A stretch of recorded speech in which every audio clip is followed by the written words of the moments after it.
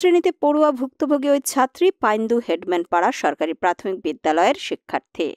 দলবদ্ধ ধর্ষকরাও পাইন্দু হেডম্যান পাড়ার বাসিন্দা হওয়ায় পাড়ার কারবারি হেডম্যান ও মেম্বার সহ ধর্ষকদের আইন প্রয়োগকারী সংস্থার হাতে তুলে না দিয়ে প্রভাব খাটিয়ে পাড়ায় সামাজিক সালিসি বিচারের আয়োজন করে।